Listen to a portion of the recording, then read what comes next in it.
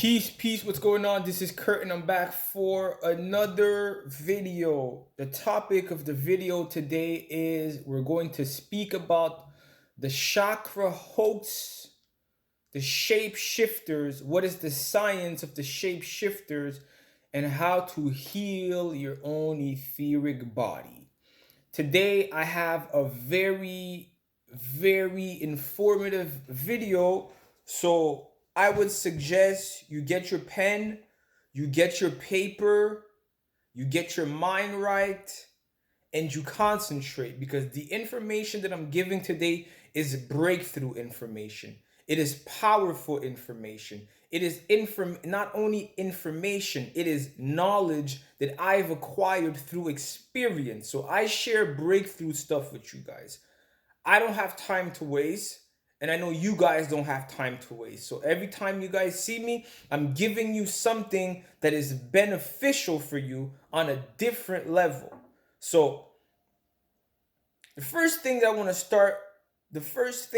start with is I want you to take a book, a deity description book, whether it's an angel, it's a demon, whether it's an entity from the Necronomicon.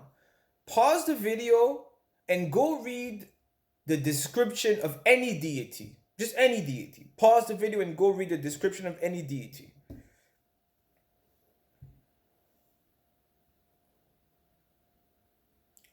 So now that I assume you paused the video and you read the description of a deity, I want you to think about this very subtle point. It's very subtle. When you read the description of a god or a deity, what are you experiencing?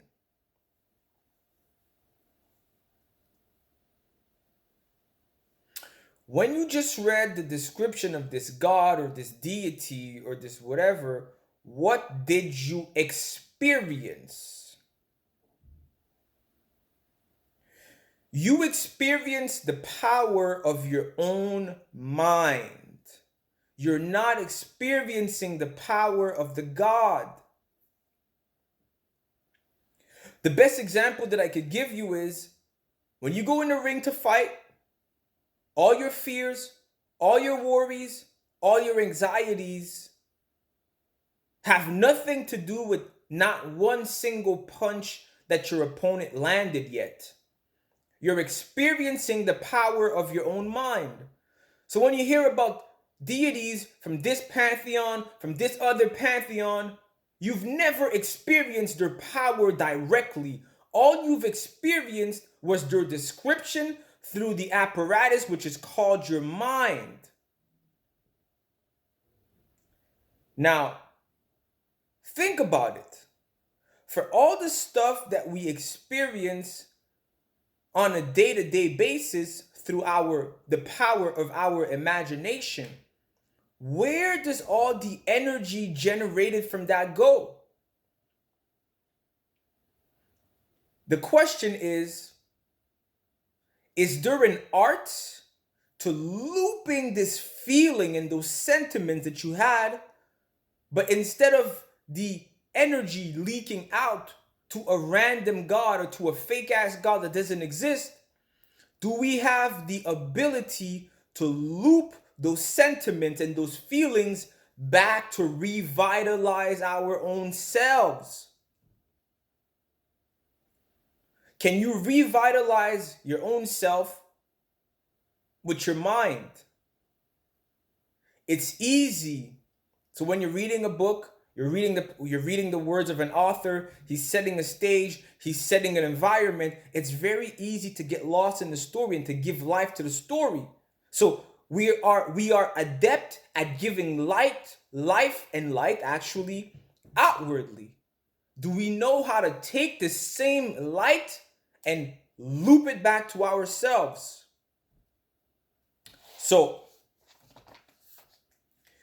there is an art to looping this feeling or this sentiment you are having and to have it revitalize your own self. How to bring back this energy to you instead of the pole, which is your energy, which is your mind. Instead of the pole having no outlet, or rather no anchor, this pole of energy, which is your imagination, where or to what can you anchor this pole to revitalize your own self? Now, your energy, the energy of your mind, look at it. The best example of this energy was given in the movie Doctor Strange. The old one, she was fucking with dark energy, but we didn't. I'm going to tell you what that dark energy was. That dark energy is all the other parts of the electromagnetic spectrum that we cannot see and we don't understand, that we are experiencing and triggering through our own imagination. Our imagination allows us to be connected to Dormammu. If you take the word Dormammu and you put it in the anagram, you get the French word amour, amour, which is love, love, dark energy. So the elder, or the old one, she was fucking with dark energy, but everybody else was told not to fuck with that energy. Why is that? Because the visible light, the spectrum through which the entirety of your being has been reduced to, is the chakras. The energy of your mind, the dark energy of your mental, the energy of your imagination that is constantly being projected outwardly and is constantly being utilized outwardly, is trapped by the chakras. The chakras are a big host. First and foremost, you are a living being. You are not a human being. A human being is a synthetic invention. And by creating this synthetic invention, the boundaries of your existence, or of the interpretation of your existence, were set. So those outside forces are called chakras. The part of you that is supposed to be recharged by your dark mind, or by fucking with Dormammu, is your etheric body. Your etheric body has been hijacked by a set of energy called chakras. The chakras we always hear about, they are man-made, mass-produced.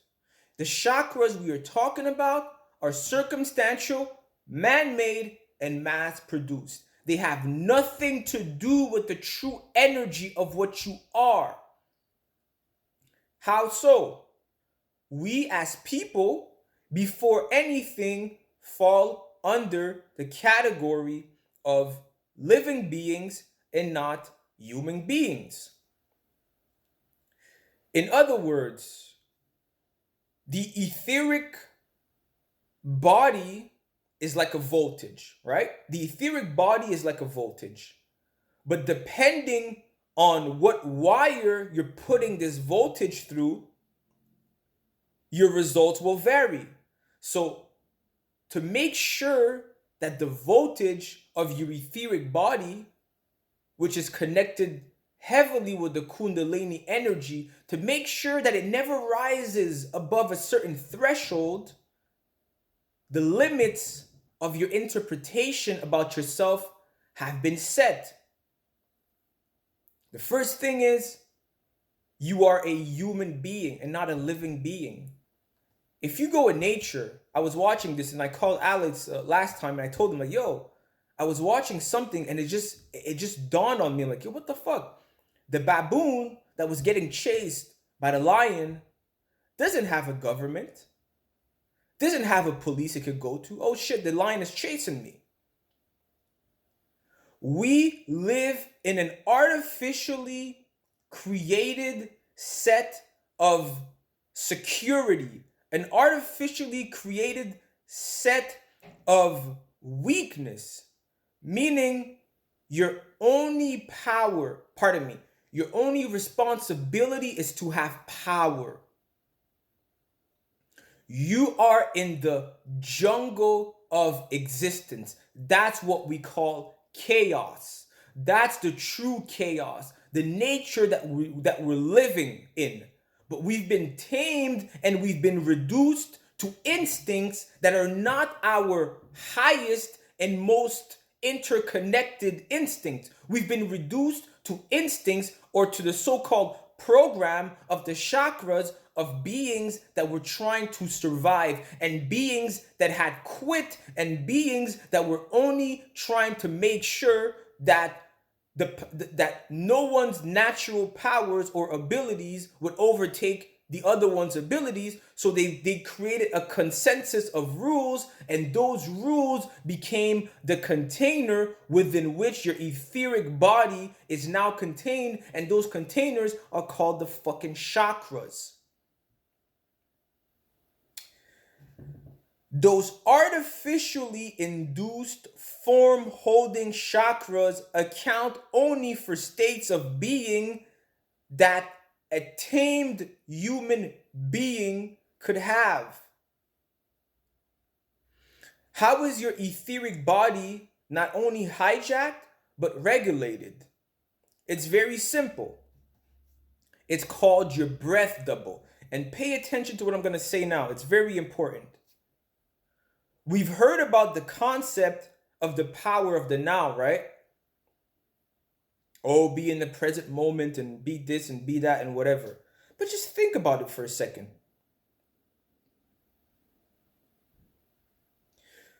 How can you be in the present moment with past experiences? When a child is born, as soon as they are out the womb, they know what to do.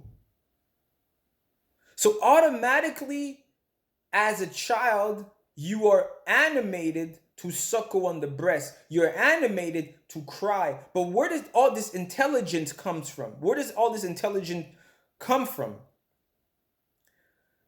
It means that what is animating the child is the result of millions and millions of years of experience. What does that mean?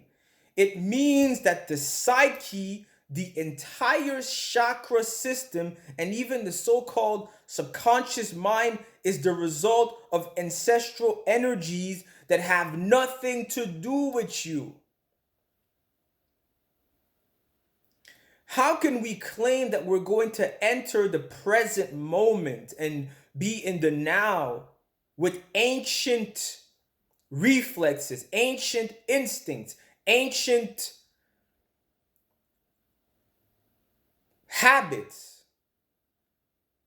Those ancient habits that allow the child to survive have their purpose. They are the survival mechanism. They are the ghost double that you get from the ancestral cemetery to allow the child to survive. But that's why in the ancient societies and even in present day societies, this ghost double, which is an amalgamation of all those behavior that a child is supposed to have to survive, this ghost double, once it did its job of allowing the survival of the child, it was put back in the ancestral cemetery. This specter, this ghost, was returned to Baron. Unfortunately, now, the same ghost is what we call our personality. The power of the now is to understand that there is no sense in defending your personality, who you are, what you think you are. Because those traits, even your physical appearance, those things, those insecurities, those whatever it is, it belongs to a past that is bygone. The only reason those were connected to you is because as a child, those millions of years of experiences, which are a program, they had to be used to assure the survival of the child. They were never meant to be permanent. Once there's a certain once a certain threshold was reached, this ghost was returned back to Baron in the ancestral cemetery. So what does that mean? It means that none of the shit that you call your personality, your traits, your feelings, my wants, it ain't got shit to do with you. The personality we build, identify with, and we try to see life through and justify our life through is the breath double that parades as us, and that is the foundation of the chakras. This is where your etheric body comes into play. And I'm going to explain you. I gave you the example of a wire with electricity, but I'll give you the example of how the etheric body, which is the flame, is surrounded by the container, which is your chakras. So let's say the pastor of the church, that's one etheric body, okay? The congregation becomes the chakras. Whatever the etheric body, whatever the essence of the etheric body is what attracts the congregation around. So Bobby Hemmett is an etheric body. Whoever goes to the church will never congregate around a Bobby Hemmett. Impossible. So there's a difference between the pastor and a Bobby Hemmett. So the types of energetic centers that form around a Bobby Hemmett etheric body are completely radically different than the type of energy centers that form around a pastor. In one case, what you have is a living being. A living being, or the energy of this etheric body that I just called Bobby Hemmett, is a living being connected with one thing and one thing only: power and command.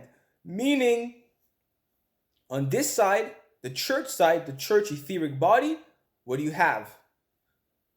Mom, dad, society, blame these people, the devil, they did it, these were blah, blah, blah, blah. On this side, what do you have? Hey, the same medicine that applies to the gazelle, the same medicine that applies to all the preys and the predators in nature apply to me as well.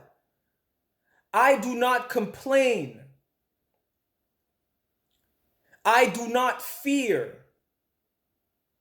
What I do is, whatever the power that I have, which is with my mind, one aspect, because the mind is not all the power, but one aspect of my power, I use it to re-energize myself, and I'm no longer preyed upon by external forces. You have to get to the point within yourself if you want to heal your etheric body. If you want to shed the human chakra that you've been trapped in, stop making excuses. Your mom, your dad, your friends, your girlfriend, nobody owes you anything. You owe yourself to have power. You owe yourself to have command.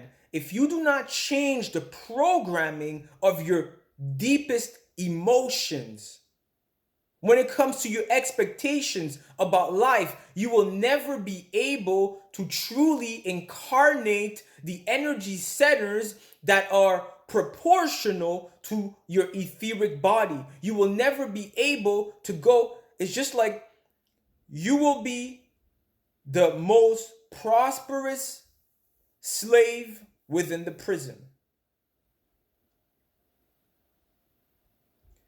Why do you think that the ancients were always parading with masks of animals, always wearing the furs of animals? Because they understood that outside of the first few years of your life as a child, as an adolescent, going into adulthood, you had to shed that shit. This no longer applies to you. You need to realize that your purpose and your goal is to have power and command.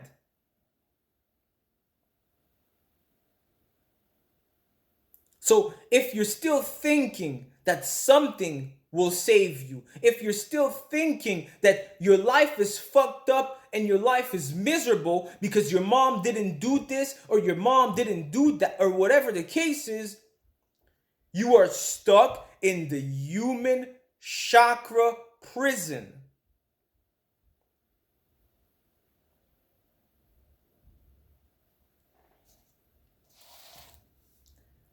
This is where your etheric body comes into play. The etheric body is the spark of divinity that is truly in the now. Why is the etheric body truly the only part of you that you could use for the now? Because your personality, or what you think is your personality, or what you think is your appearance, or what you think is how you feel, belongs to the past bygone. Ancestral upon ancestor, your appearance really only depends on the fact that your great-great-grandmother and your great-great-grandfather had those children, and it's nothing in your control. There's no true genesis in it or beginning. But your etheric body, all the way from divinity, is a spark that allows you to plant a seed of true beginning. Your etheric body is truly in the now. It is flawless. It is timeless. It is divine.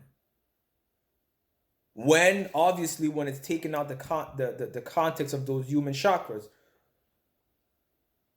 This is where we get to the science of shape-shifting. Now we hear about the shape-shifting, all these aliens, all that bullshit. Shape-shifting was a test. It was a test for you to prove, or for you to indicate, or for you to demonstrate that you had gotten rid of the ancestral ghost that was connected to you at your birth to allow you to survive. Meaning you could shapeshift in anything with your etheric body, through your etheric body, because you were not constrained, limited, and identified with your circumstantial being, your circumstantial appearance, your circumstantial feelings, your circumstantial emotions.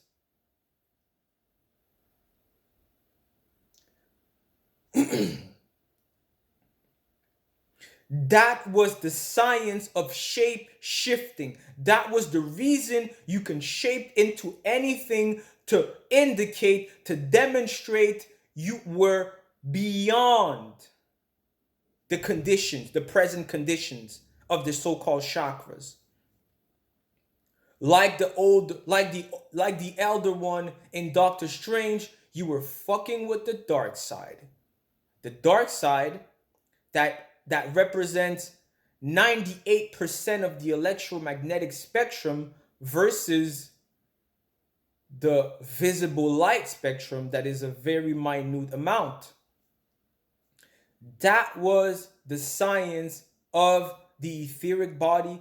That was the science of shape shifting. You must heal your you must heal your etheric body by getting your consciousness, getting your emotions, getting every single part of yourself outside of the dome, of the trapping dome that is I'm a human being. No, you are not a human being. You are a living being, connected to the lions, connected to the dolphins, connected to the eagles, connected to the trees. So whatever vibration or intelligence vibrates nature through the changing of the four seasons, you have access to that also.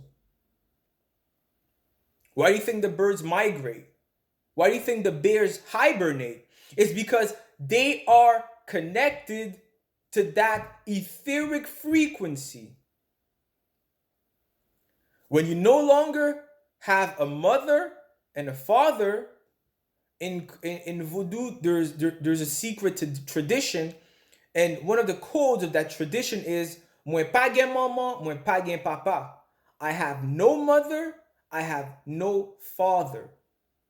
Essentially, the moon and the sun become your parents. That is what you have to grasp. You right now that has been doing spirituality for so long, and you seem stuck and you're trying this, you haven't you're trapped in the church of humanity. Your etheric body is identifying with a ghost that was lended to you at birth. You will not evolve any further than this. I promise you. I promise you. You won't be able to evolve further than your present condition until you radically shed yourself of all those limitations based on fear. And once you do all of those things, you will learn how to use your own mind.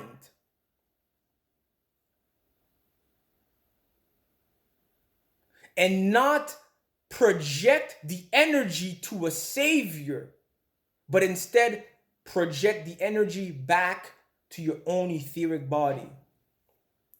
So when your mind is vibrating in a ritual, when your mind is pulsating in a ritual, you're pulsating and you're funneling this energy back to your own etheric body. You cease to become a walking, you cease being a walking come up. You're no longer a source of energy for someone to just come upon and feast of. No, now you're taking all this energy that you were projecting a deity, that you were projecting a concept, and you realize, oh shit, this belongs to me. But to be able to bridge the gap between your mind and your own etheric body, and to be self-serving, you have to undo yourself. You have to exit your mind. You have to exit your emotions, and that's the hardest part. Me personally in my life, every single one of my failures is my doing, but every one of my successes, I have gratitude, and I thank anyone that contributes to my success. So my failures are totally mine, but my successes are, I share them with the people that help me. Why is that? Because I don't expect from people. I see life for what it is, a fucking jungle. So when the dog acts like a dog, when the cat acts like a cat, I don't blame them.